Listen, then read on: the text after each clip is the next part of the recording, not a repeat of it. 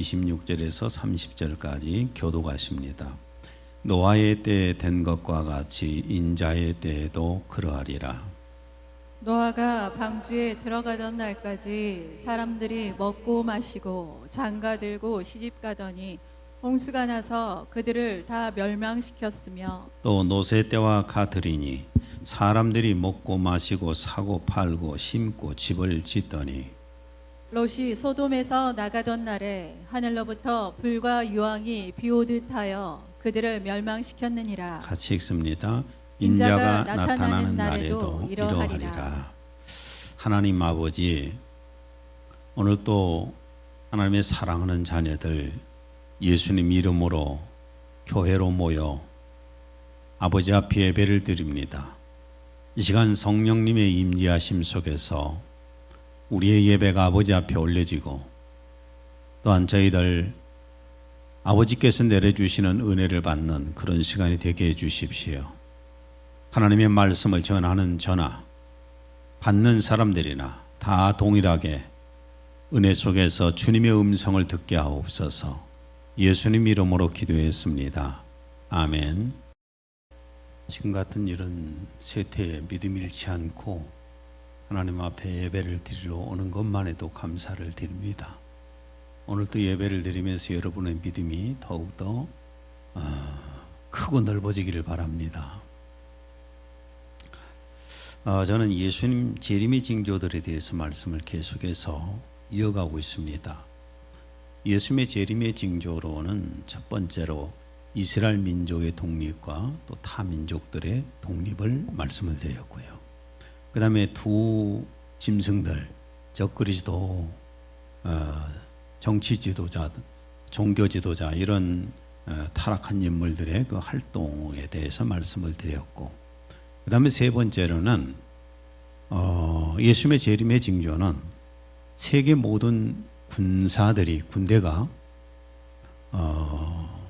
유프라테스 강을 건너고 아마겟돈으로 몰려온다는 겁니다. 그래서 아마겟돈 전쟁에 대해서 말씀을 드렸고, 그 다음에 네 번째는 지금 현재 일어나고 있는 이 자연재해, 하나님께서, 예수님께서 예언하셨던 이 자연재해가 일어나는 것을 보면서 예수님의 재림이 다가와 AI를 말씀을 드렸습니다. 그리고 다섯 번째는 앞주에는 AI가 세상을 지배하고, 또한 666표, 매매표가 세계를 지배한 것은 예수님의 재림이 다가왔다는 말씀을 드렸습니다. 오늘도 저는 다섯 번째 예수님의 징조로 그럼 뭐가 또 있는가? 그 하나는 우리가 살아가는 사회입니다. 우리가 살아가고 있는 이 사회가 어떤 사회가 되는가? 이거에서 예수님의 재림을 징조를 우리가 볼 수 있습니다. 주님은 말씀하시기를 주님이 재림에 오실 시기가 되면은 노아의 때나 노새 때와 같다, 이런 말씀을 했는데, 노아의 때와 노새 때는 과연 어떤 때일까? 첫째는요, 영적으로 무감각한 시대입니다. 영적으로 무감각해서 하나님의 경고를 믿지 않습니다. 소위 말하면 영적인 무감각, 완전히 그냥 전혀 영적인 감각이 없는 사람들. 26절에서 27절. 노아의 때에 된 것 같이 인자의 때에도 그러하리라. 노아가 방주에 들어가던 날까지 사람들이 먹고 마시고 장가들고 시집가더니 홍수가 나서 그들을 다 멸망시켰으며, 대홍수 바로 직전까지 노아가 홍수에 대해서 그렇게 경고를 했지만은 무시했습니다. 관심이 없었어요. 영적인 무감각 상태가 되니까 홍수 심판 직전까지 그저 먹고 사는데 바빴고 일상생활이 바빴고 세상 성공하고 출세하고 이런 데만 정신없이 그냥 살았지, 영적인 무감각했습니다. 세상을 심판한다, 이건 그냥 하는 소리들, 그냥 겉박하는 소리, 이렇게 생각을 했습니다. 마태복음 24장 37절 39절도 한번 읽습니다. 인자가 올 때도 노아 때와 같이 될 것이다. 노아 때의 사람들은 노아가 방주 안에 들어갈 때까지 흥겨운 잔치를 벌이며 장가가고 시집가고 하였다. 사람들은 홍수가 나서 휩쓸려 갈 때까지도 무슨 일이 일어나고 있는지 아무것도 모르고 있었다. 내가 올 때도 그럴 것이다. 홍수 심판이 일어나기 바로 직전까지도 그냥 뭐 천년 만년 이 땅에서 산다고 생각을 했지요. 천년 만년 이 땅에서 산다고 생각을 했고 그냥 일상생활하고 하나님의 경고를 완전히 무시해 버렸습니다. 나는 가장 좋아하지 않는 구절이, 예수님 믿고 나서 가장 좋아하지 않는 명언이 뭐냐 하면은 네덜란드의 근대 철학자 스피노자 말입니다. 스피노자가 뭐라 그랬어요? 내일 종말이 와도 나는 사과나무를 심겠다. 불신자의 말이죠. 아니, 내일 종말이 오는데 오늘 사과나무 왜 심어요? 사과나무 심는 목적이 뭘까요? 사과 과일 따먹으려고 심는 건데, 아니 내일 종말이 온다는데 왜 오늘 사과나무 심습니까? 이건 불신자들의 어떤 교훈을 얻고자 하는 명언이 되겠지만 우리는 그게 아니에요. 내일 종말 온다면 내일 종말을 대비하지요. 노세 때에도 심판에 대해서 경고를 듣고도 농담, 실없는 말로 들었다고 했습니다. 누가복음 17장 28절. 또 그때에는 롯의 시대에 있었던 일이 일어날 것이다. 롯의 때에도 사람들은 매일 나가서 먹고 마시고 사고 팔고 농사짓고 집을 지었다. 이 무슨 말씀이냐 하면은 유황불 심판의 경고를 받고도, 그런 심판의 경고를 받고도 일상생활만 했다는 겁니다. 별 관심이 없어요. 하나님의 그 말씀을 믿지를 않았으니까. 그리고 유황과 불심판을 경고받았는데 노세 사이들마저도 그걸 실없는 말, 농담으로 해야겠어요. 에이, 무슨 놈의 심판이야. 하늘에서 무슨 유황이 떨어져, 무슨 불이 떨어져. 과학적으로 그건 맞는 말이야? 상식적으로 그것이 맞아? 하면서 그냥 농담으로 실없는 말로 여겼습니다. 창세기 19장 14절. 롯은 곧 딸들과 약혼한 사람들을 찾아가 여호와께서 이 성을 멸하기로 작정하셨으니 어서 이곳을 빠져나가라 하고 일렀다. 그러나 사이될 사람들은 실없는 소리를 한다면서 웃어넘겼다. 지금도 보십시오. 지금도 예수님의 수많은 징조들이 나타나잖아요. 수많은 징조들이 이렇게도 많이 나타납니다. 이게 공상과학이 아니라 현실 속에서 내 눈앞에서 지금 나타나고 있잖아요. 그런데도 성도들마저도 영적으로 무감각 상태에 빠져 있어요. 지금 영적으로 무감각 상태에 빠져서 여전히 내일 주님이 오셔서 멸망을 당해도 나는 그냥 일상생활하고 세상에 성공해야 되겠고 부자로 잘 먹고 잘 살아야 되겠고 이것만 생각하면서 살아가는 영적인 무감각 상태입니다. 데살로니가전서 5장 5절에서 6절. 너희는 모두 빛의 자녀들이며 낮의 자녀들이라. 우리는 밤이나 어두움에 속하지 아니하노라. 그러므로 우리는 다른 사람들과 같이 자지 말고 깨어 있어 정신을 차리자. 네, 저는 뉴스라든지 아니면은 뭐 유튜브라든지 이런 걸 통해서 보면은 예수님 믿는 사람들보다요, 교회보다도 세상에서 훨씬 예수님 재림 증거를 많이 합니다. 예수님의 재림 때 나타난다고 하는 증거를 세상에서 훨씬 많이 보도하고 뭐 막 준비해야 된다, 큰일 났다 막 하는데 교회는 아직도 교회들은 설교를 들어보면은 잠잠해요. 그냥 성공론에 집중하고 행복론을 집중하고 이런 설교에 집중하고 있어요. 그러니까 세상은 깨어 있고 교회는 잠잡니다. 요즘 이 모습 같아요. 디모데후서 4장 3절에서 4절. 사람들이 건전한 가르침을 듣기 싫어할 때가 올 것입니다. 그때 그들은 자기네 길을 만족시키기 위해서 마음에 맞는 교사들을 끌어들일 것입니다. 그리고 진리에는 귀를 기울이지 않고 꾸며낸 이야기에 마음을 팔 것입니다. 성공론이나 행복론을 주장하는데 그냥 막 사람들이 인산인을 이루면 쫓아다닙니다. 막 좋아가고 막 할렐루야 하면서 쫓아다니는데, 사실 저는 지금 오늘 5번째 이 예수님 재림의 징조에 대해서 전하는데 쉽지 않아요. 시리즈로 계속 이걸 전해 가는 것은 쉽지 않습니다. 그러면은 이런 설교를 듣고 나는 우리 교회 성도들은 좀 깨어났으면 좋겠어요. 영적으로 깨어났으면 좋은데 호박의 침주기식으로 그냥 아무 감각이 없이 무감각이 있다면 대책이 없습니다. 이 말씀들을 통해서 여러분의 영혼이 깨어났으면 좋겠습니다. 두 번째로, 예수님 재림 시기가 되면은 노아의 때와 노세 때처럼 된다고 하는데 그게 뭐냐면은 약육강식의 매우 악한 사회가 됩니다. 매우 악한 사회. 창세기 6장 5절. 하나님께서 사람의 사악함이 세상의 창대해짐과 그 마음의 생각의 모든 구상이 계속해서 악할 뿐임을 보시고, 이때는 사실 법도 별로 없는 그런 때이기 때문에 심했을 겁니다. 훨씬 심했을 수도 있어요. 모든 삶이 약육강식의 적자 생존사였어요. 힘 있는 자가 무조건 다 잡아먹는 것이고 힘 없는 자는 죽는 것이고 동물하고 똑같았지요. 창세기 6장 11절에 12절.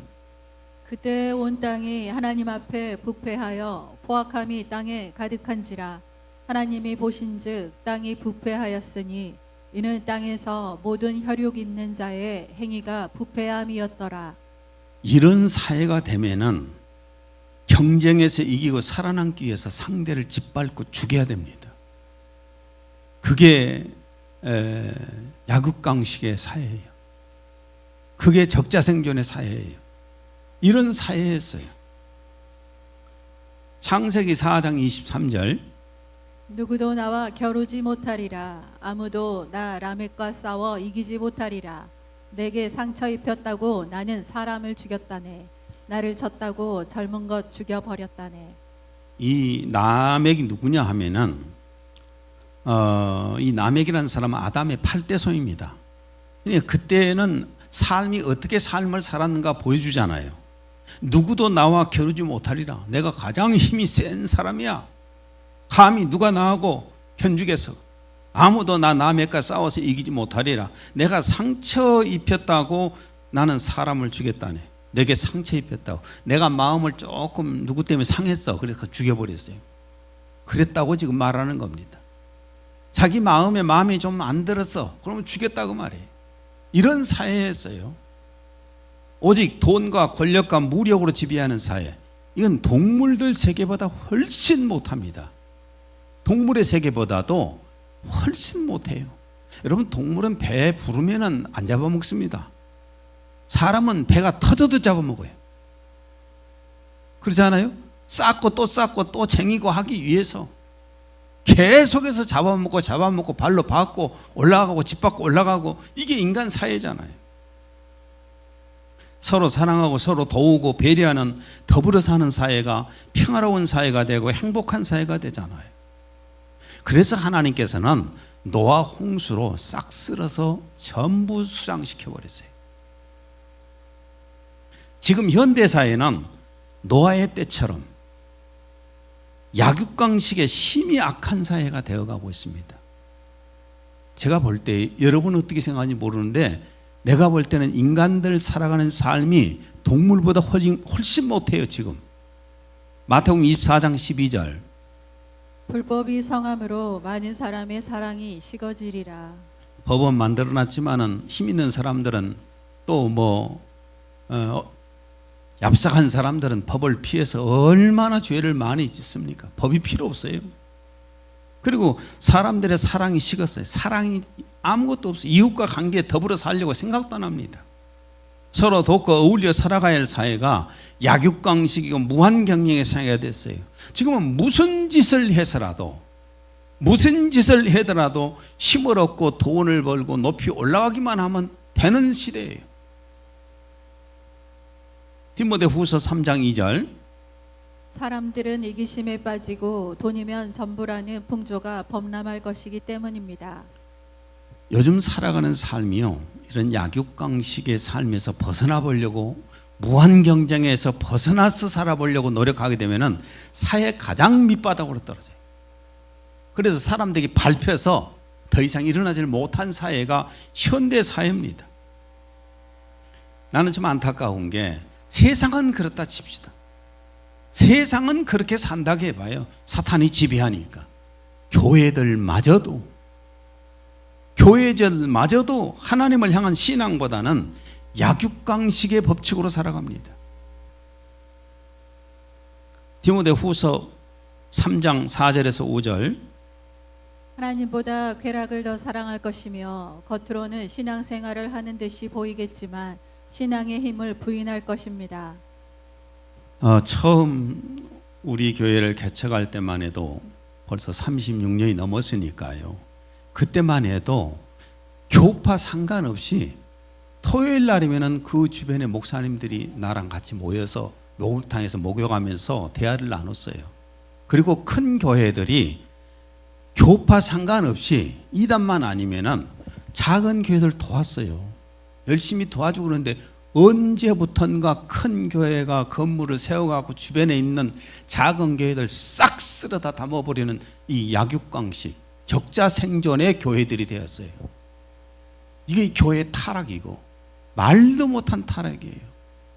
여러분, 작은 교회는 주님이 안 계십니까? 그런데 그냥 막 상품 준다고, 냉장고 준다, 세탁기 준다, 뭐 준다 하면서 그냥 데려오면 권사까지 끌고 가버려요. 내가 나눔하는 작은 교회 목사님들 60명과 함께 나눔 생활을 해서 알잖아요. 그 교회에 있는 권사까지 끌고 간다니까, 주변에 큰 교회 세워지면. 이게 지금 우리 한국 교회가 타락한 모습입니다. 무한 경쟁의 사회는 적자 생존이고 약육강식으로 사회가 심히 약해져 갑니다. 인간과 인간 사이에도 심히 약해져요. 여러분, 무한 경쟁의 사회는 오직 상위 몇 프로만 생존합니다. 여러분도 무한 경쟁을 자식들한테는 시키고 싶죠? 다 짓밟아 버리고 몇 명만 살아라, 너도 그 중에 들어가라. 여러분, 사회의 삶이라는 것은 함께 더불어 살지 못하면 행복하지 않아요. 어떻게 나 혼자만 올라가고 또 올라가고 올라가면은 행복합니까? 절대 그렇지 못합니다. 그러니까 경쟁에서 자꾸 밀려나다 보면 사람이 악해지는 것이고, 사람이 악해지다 보면 이제 점점점 사회에 대한 불만이 쌓이고, 그러다 보니 현대 우리 사회를 보세요. 사이코패스, 소시오패스, 알코올 중독자, 낙오자들 수없이 많이 등장을 하고 있잖아요. 그래서 우리 한국 교회가 법원 열심히 만듭니다. 한국이 법원 열심히 만드는데 점점 범죄율은 높아지잖아요. 여러분, 경쟁에서 밀려나면은 결혼도 안 합니다. 왜냐하면 내가 경쟁에서 밀려나가 생활이 어려운데 가정을 꾸리겠어요? 자녀를 낳겠어요? 내가 사회에서 밀려나가지고 돈이 없는데 어떻게 자녀를 낳아서 자녀를 키웁니까? 그래서 결혼율이 떨어지고 자녀 생산율이 떨어지는 거예요. 이혼율이 높아지는 것이고 당연한 것입니다. 결혼한 사람들한테 돈 집 얻는데 조금 도와준다. 또한 자녀를 낳는 사람한테 양육비를 조금 준다. 그것 가지고 어떻게 해서 결혼율이 높아지고 자녀 생산율이 높아지고 이혼율이 낮아지겠어요? 가족을 살해하는 일도 요즘은 비일비재합니다. 사람이 자기 가족을 죽여요. 부모를 죽이고 자식을 죽이고 부부지간에 죽이고 형제를 죽이고. 뉴스를 보세요. 상상을 초월하는 동물보다 못한 짓들을 너무 많이 하잖아요. 이런 타락한 사회는 더불어 사는 사회가 아닙니다. 서로 경쟁으로 죽이는 사회입니다. 디모데후서 3장 1절에서 5절. 마지막 때가 이르면 그리스도인으로서 바르게 사는 일이 매우 어려워질 것입니다. 사람들은 이기심에 빠지고 돈이면 전부라는 풍조가 범람할 것이기 때문입니다. 사람들은 교만과 과장을 입삼고 하나님을 비웃으며 부모를 거역하고 감사할 줄 모르는 나쁜 인간이 되어 버릴 것입니다. 또 그들은 완고하여 절대로 남을 이해하려 하지 않고 상습적으로 거짓말을 하고 문제만을 일으키고 부도덕한 생각으로 가득 찬 인간이 될 것입니다. 그들은 난폭하고 잔인한 행동을 하며 착하게 살려는 사람들을 비웃을 것입니다. 그들은 친구를 배반하고 화를 잘 내며 허풍을 떨어대기 일쑤고 하나님께 예배 드리기보다는 오히려 쾌락을 즐기는데 시간을 보내려 하고 교회에는 나가지만 자기들이 들은 것 가운데 어느 하나도 미루려 하리 않을 것입니다. 예, 이게 바로 노아의 때와 같은 그런 사회상입니다. 노아의 때와 같은 이런 사회상은 예수님의 재림이 바로 문 앞에 와 있다는 거예요. 이걸 믿었으면 좋겠습니다. 그 다음에 또 하나는 세 번째로는 롯이 살던 시대의 사회는요, 롯의 때와 같다고 그랬잖아요. 예수님 재림할 시기가. 그런데 롯이 살던 시대의 사회는 매우 성적으로 타락한 사회였습니다. 유다서 1장 7절. 동성애 같은 온갖 종류의 음란으로 가득 찬 소돔과 고모라와 그 인근 도시에서 일어났던 일도 잊지 마십시오. 예, 동성애 등 별의별 음란에 빠져 있던 도시가 바로 소돔과 고모라라고 하는 도시입니다. 그래서 하나님 심판하셨어요. 인간의 가장 마지막 성적 타락이 뭐냐면 동성애입니다. 인간의 가장 마지막 성적 타락, 그게 동성애예요. 자꾸 학교에서는 요즘 그걸 정상인 것처럼 가르치려고 합니다. 하나님께서 인간을 만드실 때에 남자와 여자로 분명하게 만드셨습니다. 동물들도 암컷과 숫꽃으로 확실하게 구분해서 만드셨어요. 창세기 2장 22절에서 24절.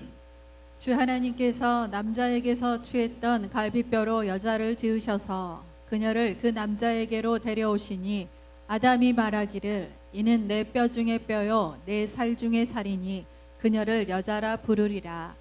이는 그녀가 남자에게서 취해졌음이니라 하니라. 그러므로 남자가 자기 아버지와 자기 어머니를 떠나서 자기 아내와 결합하리니 그들이 한 몸이 될 것임이니라. 하나님께서 분명히 만드실 때 남자와 여자를 확실하게 구분해서 만드셨잖아요. 동물들도 수컷과 암컷을 확실하게 구분지어서 하나님이 만드셨어요. 수컷은 씨가 있고 암컷은 그 씨를 받아서 생명을 잉태해서 낳잖아요. 사람도 마찬가지예요. 남자는 씨가 있고 여자는 그 씨를 받아서 생명을 잉태할 수가 있잖아요. 역할이 확실하게 다르는 겁니다. 보편적으로 남자는 남자대로 또 멋있잖아요. 안 그래요? 멋있고 강하잖아요. 남자 멋있지 않다고요? 예, 안 멋있으면 왜 결혼해요? 멋있어요, 나름대로. 남자는 또 힘이 세고 강하고 보편적으로. 그래서 군대에도 여자는 자원해서 가고 남자는 음으로 가고, 그렇죠? 여자는 자원해서 가고 남자는 음으로 가는 겁니다. 여러분, 스포츠를 남자하고 여자로 같이 할 수는 없잖아요.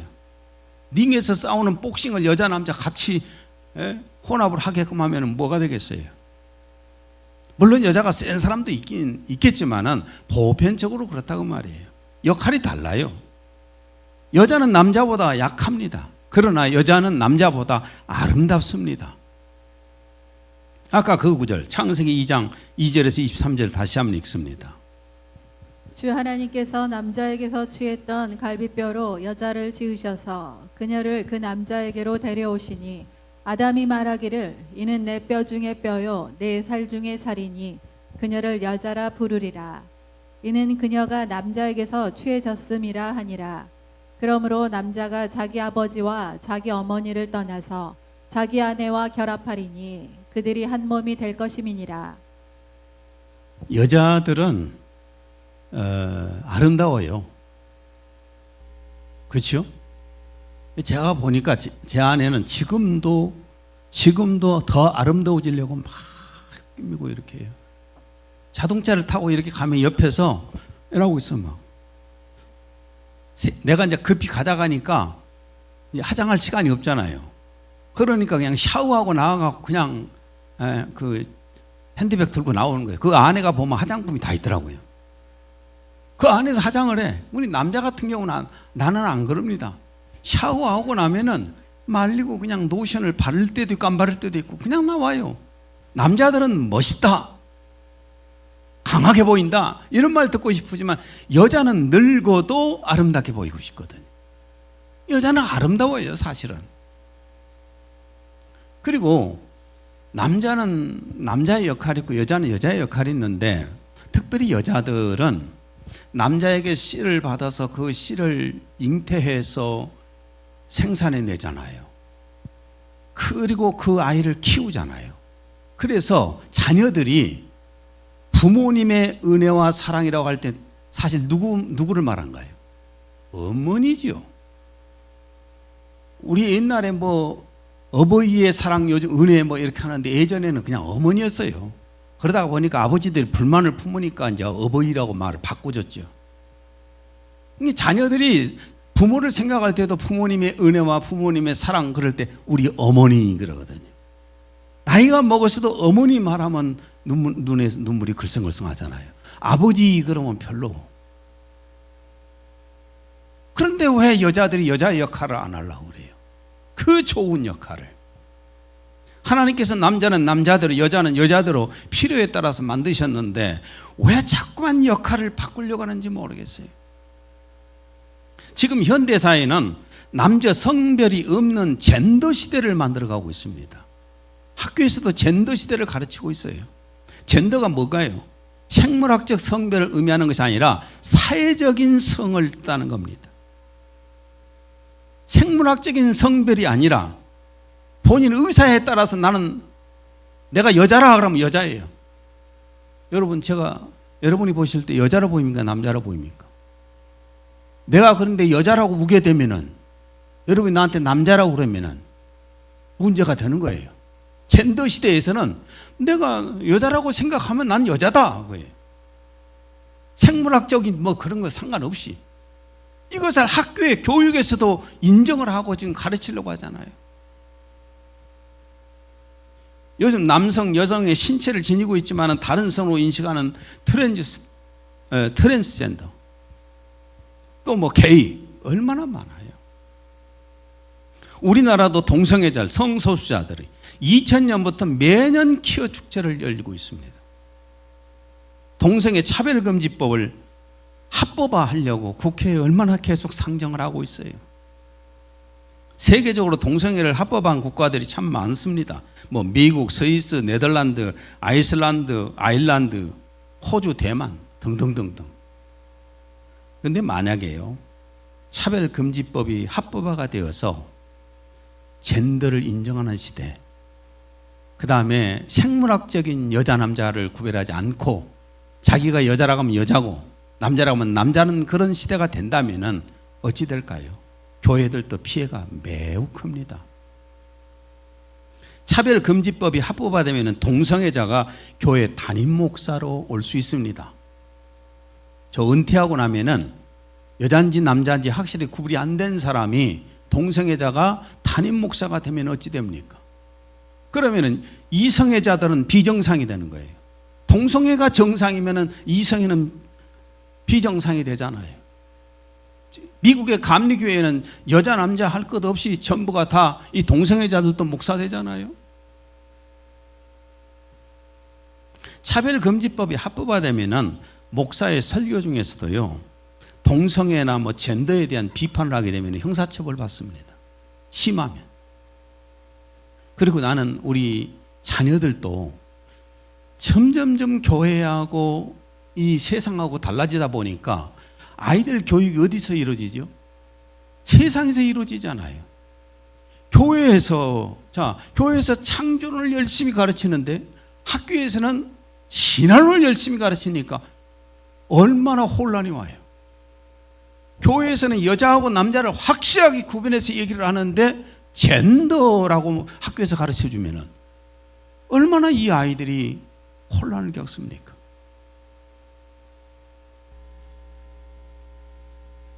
차별금지법이 합법화 된다면은 하나님을 정면으로 대적하는 행위예요. 레위기 20장 13절. 누구든지 여인과 동침하듯 남자와 동침하면 둘 다 가증한 일을 행함인즉 반드시 죽일지니 자기의 피가 자기에게로 돌아가리라. 동성애는 하나님과 정면으로 원수지는 겁니다. 하나님께서 동성애를 몹시 싫어하고 구역질이 나고 역겹고 혐오감을 느낀다고 그랬어요. 하나님께서 그렇게 오늘 이 말씀이 그 말씀입니다. 그 이유는 하나님께서 만드신 창조의 질서를 심각하게 훼손하기 때문이에요. 이게 하나님께 정면으로 대적하는 겁니다.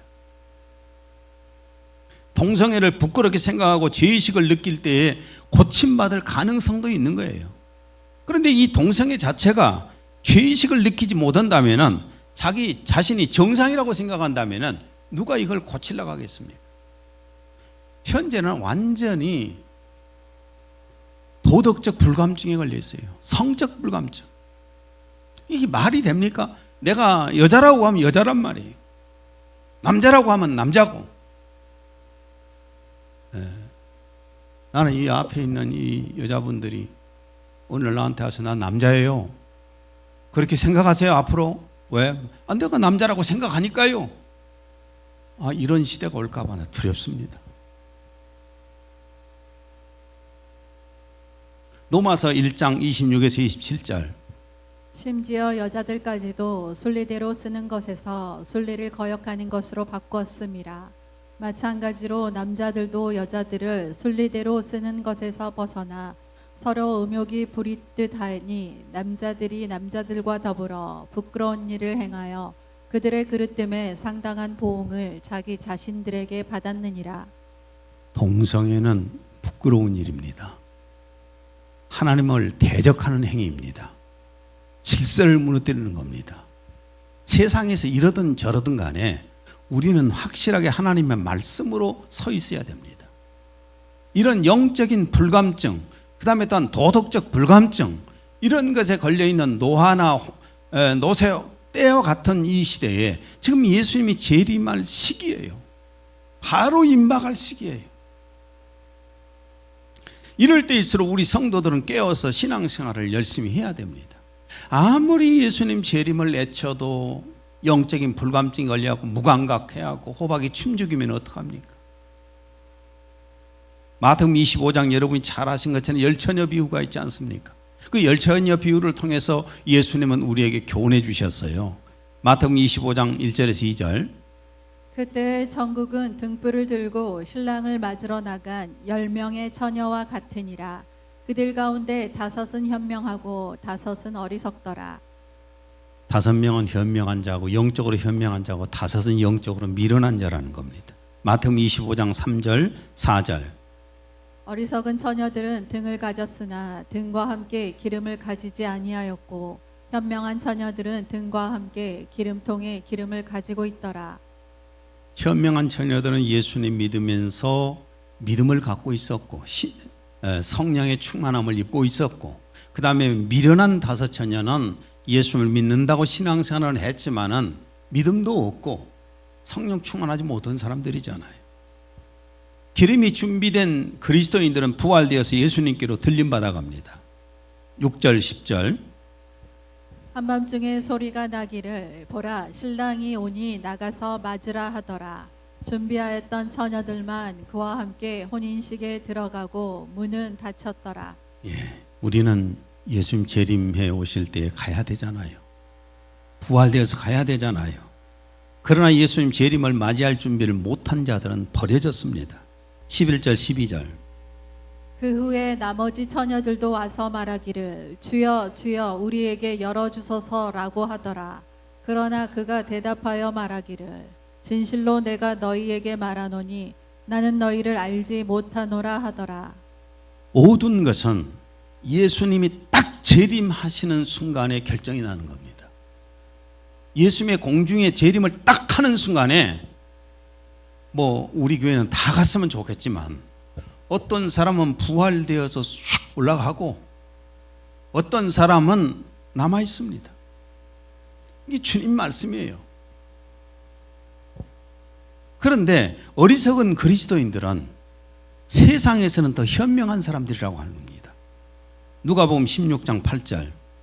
이 세상의 자녀들이 그들 세대에 있어서는 빛의 자녀들보다 더 현명하기 때문이라. 세상 사람들이 열심히 신앙생활한 사람보다 더 똑똑하다고 생각해요. 본인들은 더 지혜롭고 더 활짝하게 산다고. 오늘 바캉스를 가고 물놀이를 가는 사람들이 훨씬 지혜롭게 보이지 않습니까? 신나게 가서 놀다 오면 얼마나 재밌어요. 근데 여러분은 교회에 와가지고 앉아있는데 재미없는 설교를 하니까 졸리기도 하고 그러면서도 앉아서 지금 예배드리고 있잖아요. 세상 사람이 볼 때는 우리가 미련스럽게 보이는 겁니다. 그러나 주님이 보실 때는 우리가 현명한 사람들이고 세상 사람들이 미련하다고 했어요.